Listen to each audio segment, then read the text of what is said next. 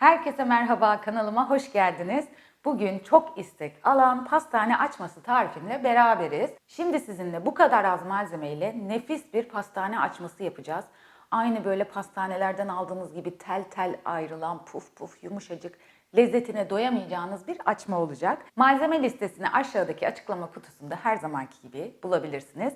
Ben de tarifimi hazırlarken size tek tek malzemeleri söyleyeceğim. Şimdi vakit kaybetmeden hemen hamuru yoğurayım ki mayalansın.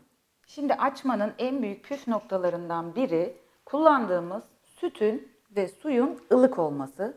Ilık derken lütfen bu ılıklık gerçekten çok önemli. Bunu çok iyi ayarlayın. Eğer süt ve su çok sıcak olursa mayanız çürür ve hamurunuz mayalanmaz.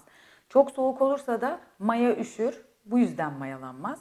O yüzden yani yoğurt mayalar gibi ortalama 38-40 derece arası olması yeterli. Bunu anlamak için küçük parmağınızı sütün ve suyun içine batırıp sıcaklığını kontrol edebilirsiniz. Şimdi öncelikle sütü ve suyu karıştırma kabıma alıyorum. Ardından bir paket mayamı ekliyorum. Ve mayayı çalıştıracak olan püf noktası da şeker. Burada 3 yemek kaşığı şekerim var. Şekeri de üzerine ekliyorum. Bu sırada ne yapacağım? Mayayı elimle karıştırarak eriteceğim. Şöyle mıncıklıyorum iyice. Bu sırada şeker de erimeye başlayacak. Eğer kuru maya kullanmak isterseniz bu aşamada yine aynı işlemi yapıyorsunuz. Önce şekeri, mayayı, süt ve suyu yoğurma kabınıza alıyorsunuz. Fark ettiyseniz bu aşamada ben yağı eklemiyorum. Çünkü yağ da mayayı sardığı ve sıktığı için kabarmasını engelleyebiliyor. Bu yüzden yağı da daha sonra ekleyeceğiz. Şöyle artık mayanın hiç pütürü kalmadı elimde. Şeker de bayağı bir eridi. Farkındaysanız tuzu da eklemedim. Çünkü tuzla mayayı da çarpıştırmamak lazım. Bir sonraki aşamada hem yağımızı hem tuzumuzu rahat rahat ekleyebiliriz. Şimdi unumdan bu mayanın üzerini kapatacak kadar yoğurma kabıma alıyorum.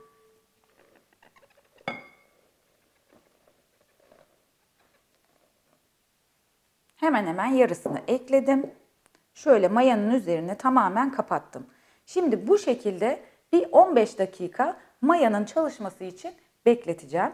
Böyle yapınca hava almasını engellemiş oluyoruz ve kenarlardan nasıl kabardığını da biraz sonra göreceksiniz.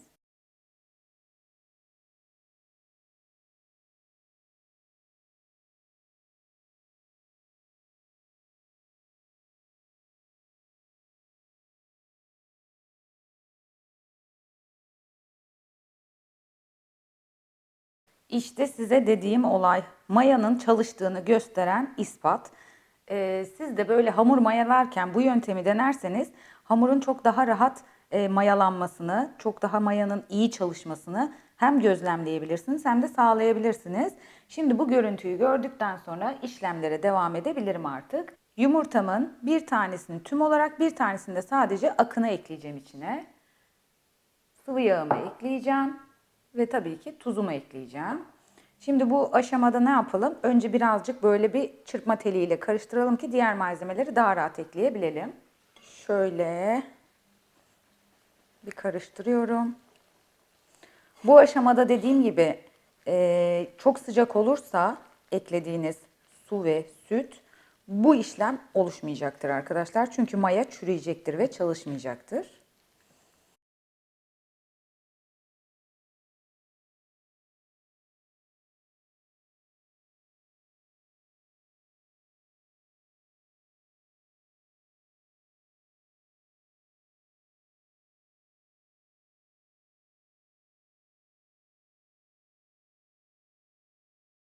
Şimdi un alalım.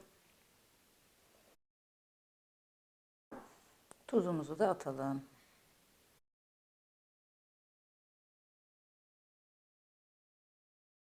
Açma hamurunun özelliği cıvık bir hamur olmasıdır. Sakın hamuru una boğup da katı bir hamur yapmayın. Yoksa o tel tel ayrılmayı göremeyiz. Biraz daha un alıyorum.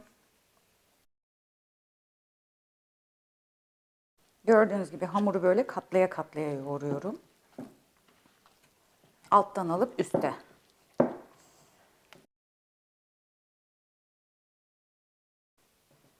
Şimdi artık tezgahımı biraz unlayıp hamuru tezgahıma alıyorum.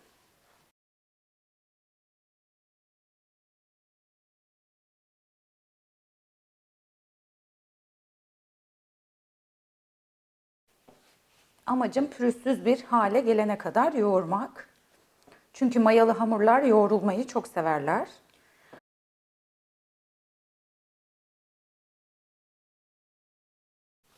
Bakın artık elime yapışmıyor. Gördüğünüz gibi. Bu yüzden daha fazla un eklemiyoruz. Ama hala çok cıvık. Bakın artık hamurda bir pürüz görünmüyor. Çok güzel oldu hamurum. Şimdi artık ne yapacağız? Hamurumuzun mayalanması için hamuru dinlendireceğiz.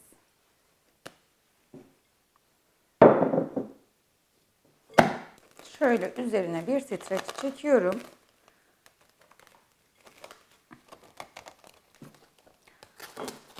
Bu aşamada hamuru dinlendirirken isterseniz bir battaniyeye, bir sofra örtüsüne serebilirsiniz. Ya da benim gibi fırının içinde mayalanmasını bekleyebilirsiniz.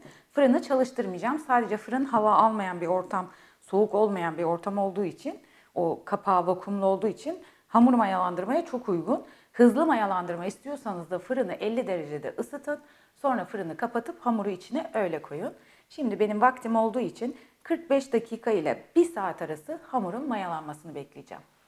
Gördüğünüz gibi hamurum 45 dakikanın sonunda böyle müthiş bir şekilde kabardı. Söylediğim şekilde mayalarsanız sizin de hamurunuzun kabarmaması mümkün değil. Ben hatta 1 saate kadar beklesem bu artık taşmaya da başlardı. Ama bu kadar kabarması benim için yeterli.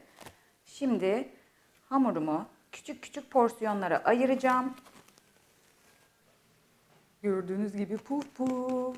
Çok güzel oldu. Bakar mısınız? Şöyle bir toparlayayım.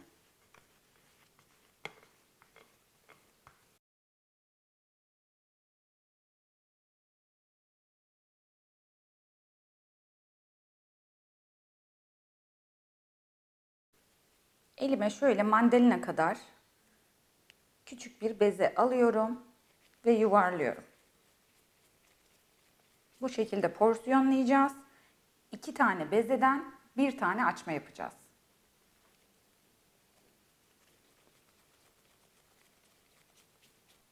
Ben porsiyonlamamı bitirdim. Şimdi açmalarımıza şekil vereceğiz. Bu porsiyonlarla yani bu ölçülerle benim 13 tane açmam çıktı. Aşağı yukarı sizin de 12-13 tane çıkacaktır. Şimdi bir tane hamurumu şöyle önüme aldım. Biraz tereyağı koydum. Bu tereyağı ile böyle yayarak her yerine yağ gelmesini sağlayarak hamuru açıyorum.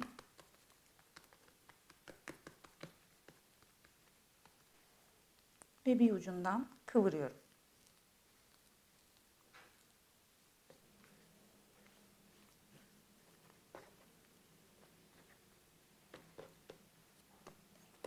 İkincisine de aynı işlemi yapıyorum.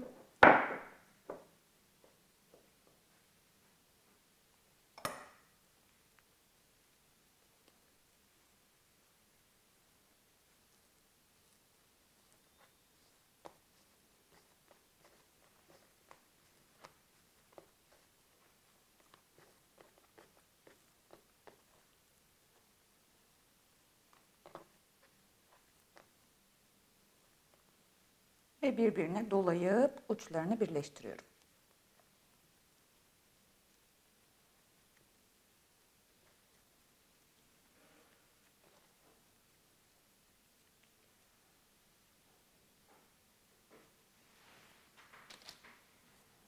Şimdi bütün hamurum bitene kadar aynı işlemi yapacağım.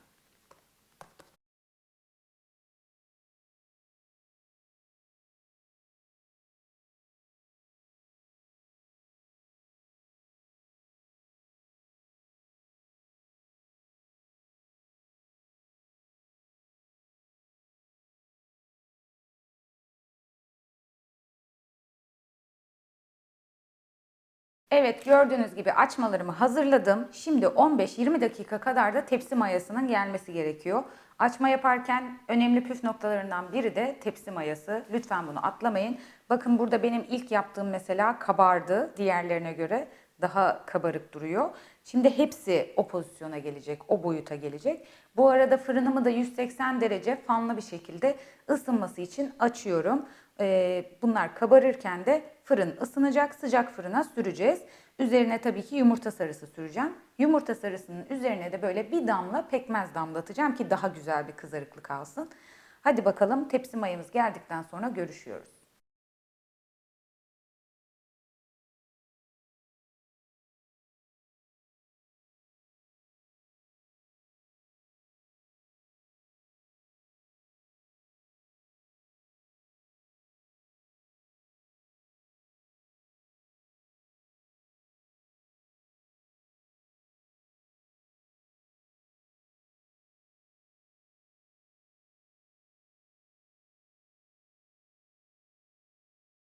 Evet arkadaşlar, benim muhteşem açmalarım pişti. Aslında hala sıcak ama ben sabırsızlandığım için hemen dizdim ve size göstermek istedim. Birazcık daha soğusa daha iyi olacak. Şekil itibariyle belki çok başarılı değil. Tamam, kabul ediyorum ama lezzet zirve. Kesinlikle tarifimi denemenizi tavsiye ediyorum. Hemen bir tane de böyle bölelim, size iç dokusunu da göstereyim. Ama hala ellerim yanıyor. Çok sıcak. Şöyle ikiye bölüyorum. Puf puf, yumuşacık, tel tel. Harika oldu. Bakar mısınız? Pamuk, pamuk, pamuk. Şöyle göstereyim size. Yani dokuya baksanıza, hemen geri kalkıyor. Tabii biraz sıcak hala. Böyle bunu bayağı şekil itibariyle bozdum, parçaladım belki ama yapısını görmenizi istiyorum. Harika oldu. Tek kelimeyle harika oldu. Ben şimdi birazcık daha soğusun. Ondan sonra tamamen yiyeceğim. Az önce birazcık yedim ama çok sıcaktı. Biraz daha soğumasını bekleyeceğim. Bana destek olmak için videomu beğenebilir, yorum yazabilir ya da sosyal medya hesaplarınızda paylaşabilirsiniz. İzlediğiniz için teşekkür ederim. Hoşça kalın.